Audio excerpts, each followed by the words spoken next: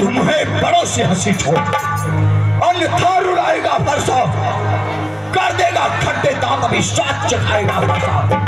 तू बच्चा है तो बच्चा ही रह, क्यों मेरे कर से मरता है? मुझ जैसे क्रोधी के आगे किस गाड़ बचन करता है? आप तो ज्ञानी हैं, आपको इतना भी नहीं पता है कि जो बच्चे होते हैं वही तो बचपना किया करते हैं।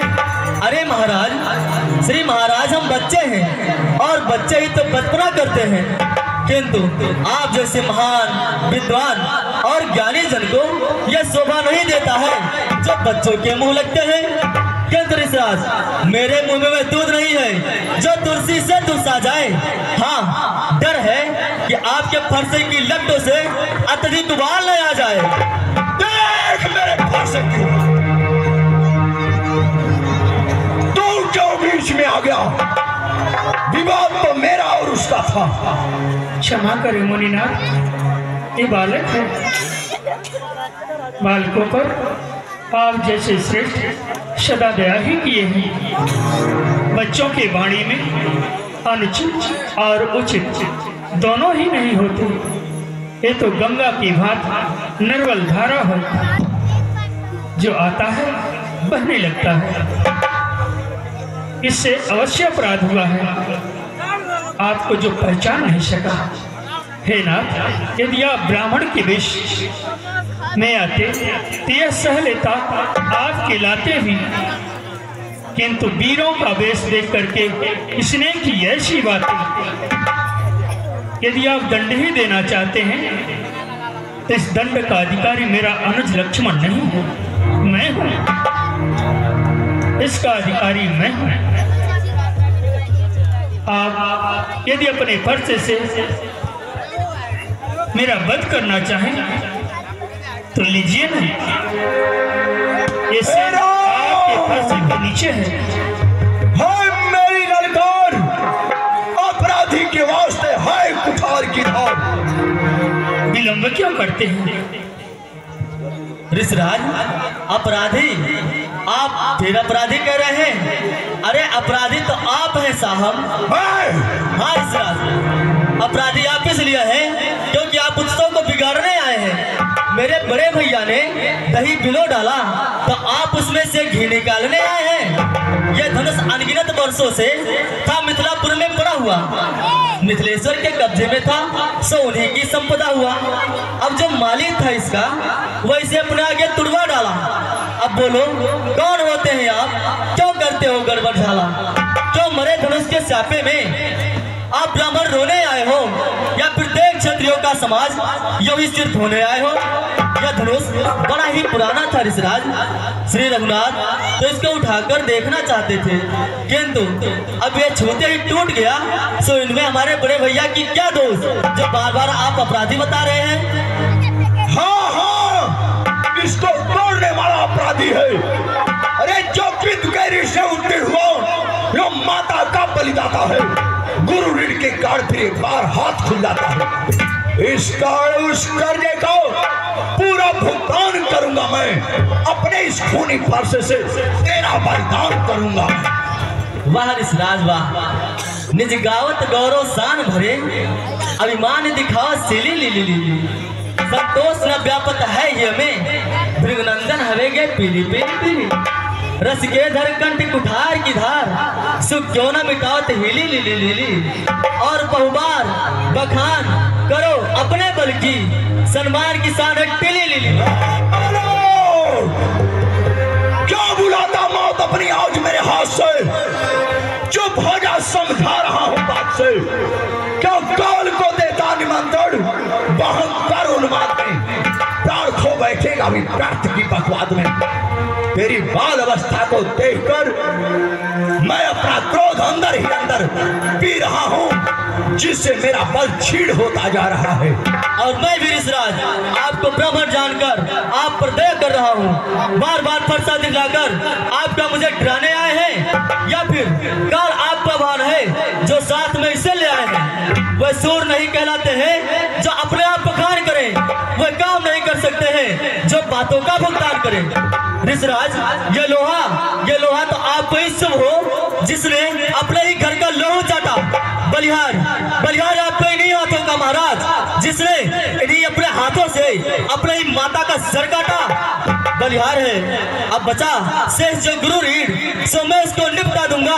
ले आए आप महाजन को ऋषराज, कौड़ी कौड़ी भुगता दूंगा। तेरी क्या औकात है, तेरी क्या विशाद है जो कौड़ी कौड़ी निपटा सकता।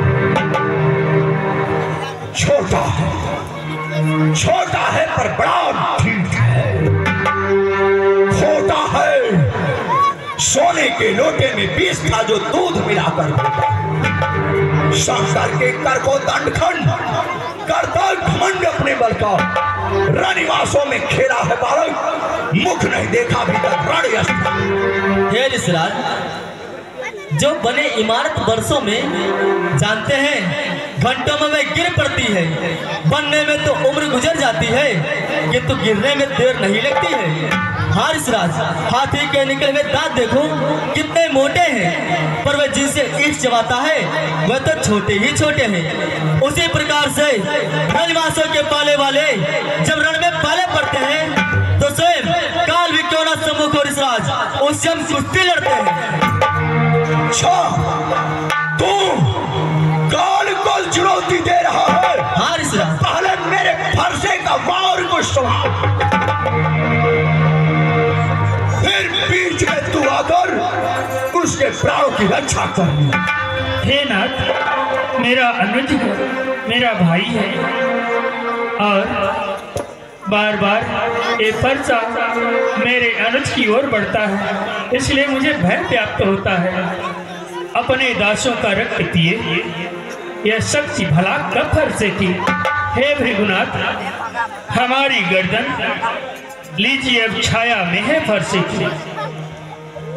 यदि इसे काट भी डालें तो क्या चिंता, यह अनुरागी है। न्यौछावर विप्र चरण में हो तो यह शरीर बड़ भागी। हम तो सदा ही आपकी सेवा किए हैं, हम करें ब्राह्मणों की सेवा। हे स्वामी, यही धर्म हमारा है और हम झुकते हैं आपके आगे। यही पहला कर्तव्य भी हमारा है। अधिकार आप जैसे श्रेष्ठ ब्राह्मणों को ही है जो हमारे सिर के ताज होते हैं। हे मुनि श्रेष्ठ, आप जैसे ब्राह्मणों के ही द्वारा समस्त कार्य हमारे होते हैं। यह दया और किसी की नहीं, आप ही की तो है कि मैंने सीता से नाता जोड़ी है। यह कृपा हे दयालु आपकी ही तो है कि शिव धनुष को इस छोटे से राम ने तोड़ी है। आप दयालु हैं ना? हे राम, तुम्हारी बातें सुन नरमाई मुझ में आती। पर देख तेरे भाई को गरमाई फिर आ जाती है। देख इसकी मुस्कुराहट करती पितड़ी छाती है, इसकी व्यंग भरी चितवन फिर मेरे आग लगाती है। अरे इसको भी कुछ शिक्षा दो, क्या मुझको ही समझाते हो? मेरी आंखों के आगे से किस लिए इसे हटाते हो? आप अपने आंखें बंद कर लीजिए ऋषराज, मैं आपको दिखाई नहीं दूंगा। अब जब आंखें आंखों से ही डरती हैं तो आंखें मुंह चले जाओ, और यदि छाती विदेड़ होती है तो उस पर हाथ मले जाओ। तब बिना बुलाए आए थे। हाँ ऋषराज, आप तब बिना बुलाए आए थे, अब बिना कहे जा सकते हो। यदि अनुराग इन धनुष के खंडों में हो तो इसे भी अपने साथ ले जा सकते हो, और यदि दुख टूट जाने का हो तो कोई मिस्त्री बुलवाकर जुड़वा लो, और यदि छेड़छाड़ी भाती है तो फिर व्याख्यान सुना डालो। यदि मिस्त्री से जुड़ जाता है तो अवश्य जुड़वा लेता। आज मैं तेरे शरीर के 100 टुकड़े करता हूं, तू भी दशरथ से कह देना किसी वैद्य को लाकर उपचार करवा देना। तो ऋषराज, आप व्यर्थ में क्रोध क्यों कर रहे हैं? यह धनुष तो अब टूट चुका है, और आप जब से आए हैं तब से इधर से उधर और उधर से इधर केवल उछल कूद ही मचा रहे हैं। हम आपसे निवेदन करते हैं ऋषराज, आप आसन ग्रहण करें। हम बहुत कर चुका, अब फरसा से मौत के घाट। धिक्कार भुजाओं पर मेरी, जो इस पर नहीं प्रहार किया, हर व्यर्थ कुल्हाड़ा यह मेरा, जो इसका नहीं संहार किया। है नहीं सवाल ये तालबत का, जब खुद ये मरना चाहता है, अब मत देना कोई दोष मुझे, फरसा इसे काटा।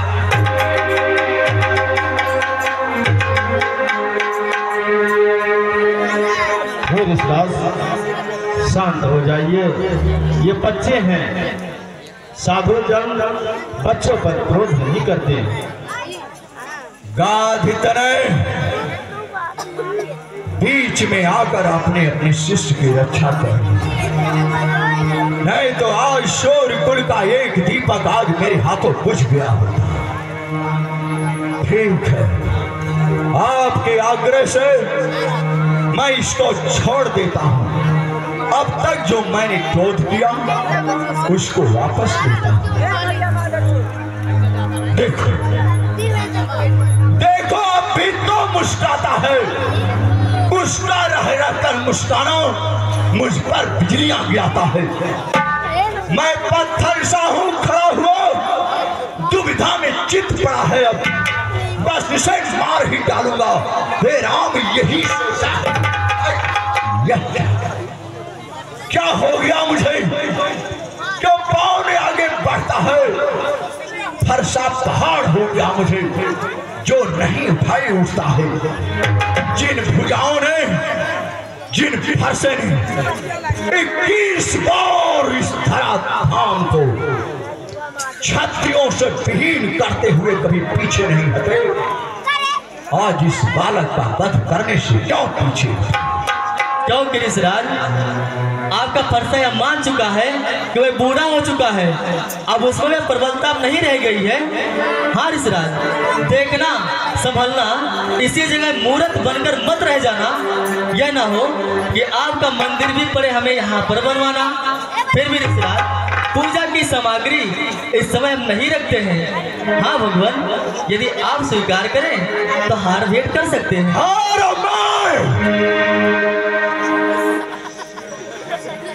अब समझा हूं जरा, तुम दोनों की चाल। छोटा भाई तो बार बार अंगारे मुझ पर फेंक रहा, पर तुम मीठी मीठी बातों से चोटों को मेरी सेक रहा। ये है गर्म, ये है नर्म, क्या कुटिल है दोनों की।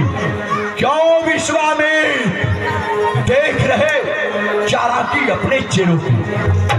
वाओ कि युद्ध अब हो चुका, बाण युद्ध हो राम, रण ही निर्णय करेगा कौन बड़ा बलवान। मैं परशुराम कहलाता हूं तो तू भी राम कहता है। मेरा ही नाम छीन कर तो मुझ पर ही भाग जमाता है।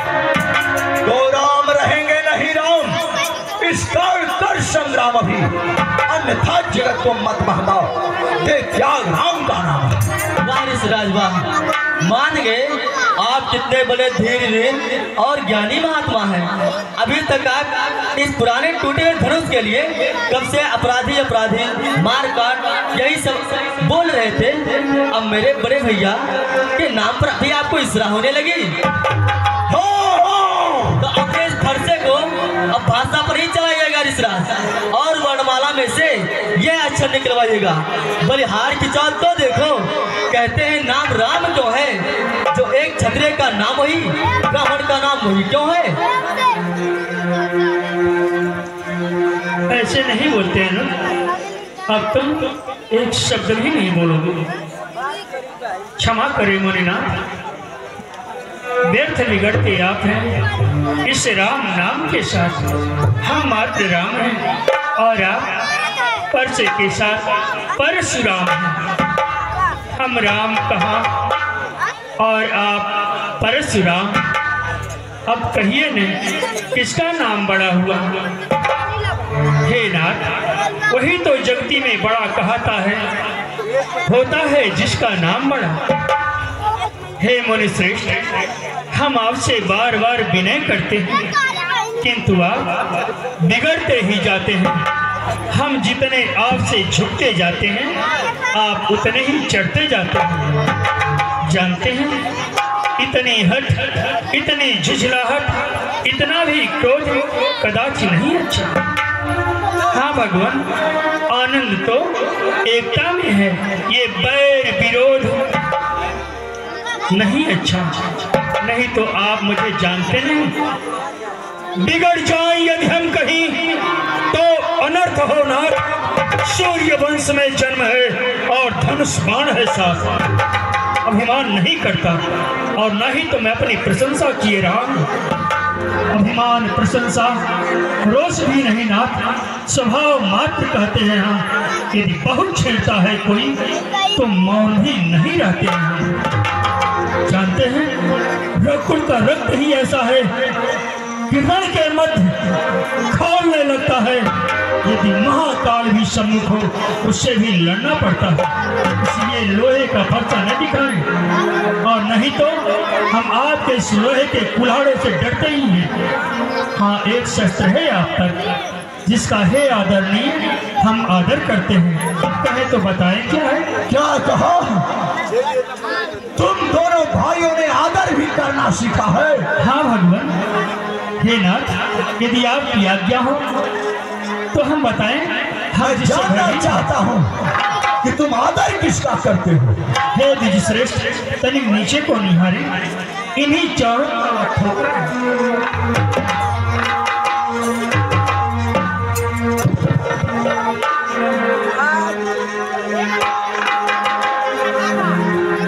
हे नाथ, कोमल है किंतु हमें रखती है भयभीत, जिसमें ही ये शक्ति है ले त्रिभुवन को भी। बस यही शस्त्र है महाराज, जिससे अपना झुकता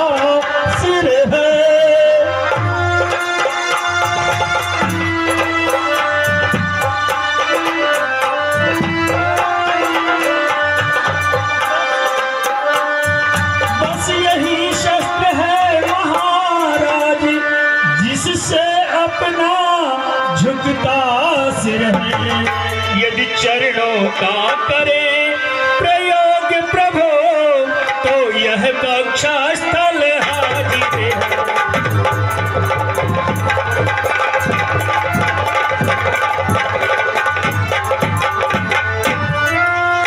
नाथ, यदि आप अपने चरणों का ठोकर मुझे बारंबार दें तो राम का वक्षस्थल हाजिर है।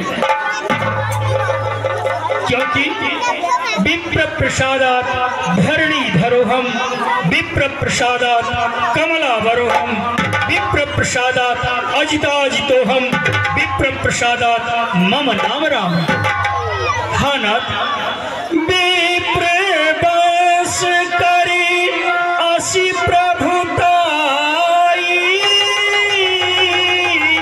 अभय होई ज्योति माही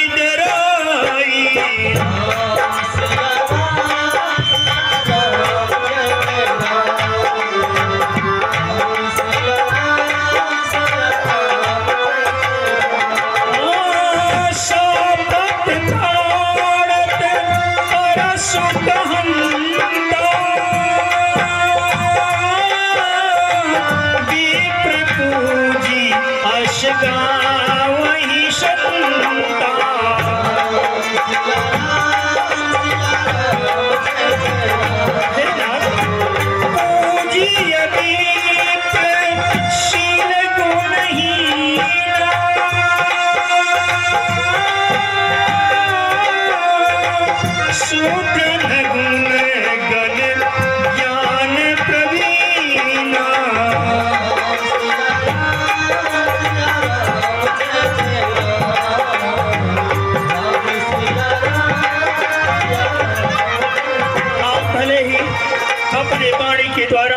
कटु वचन क्यों न बोले?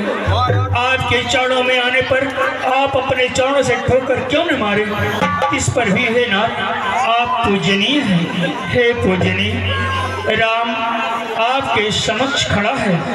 यदि राम के शीश को उतार लेने पर आपका क्रोध शांत हो जाए तो राम अपने सिर को झुकाए खड़ा है।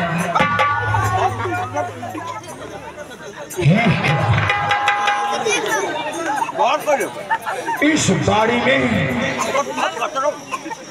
तो पृथ्वी पर जन्म लेने वाला मनुष्य तो कभी नहीं बोल सकता। क्या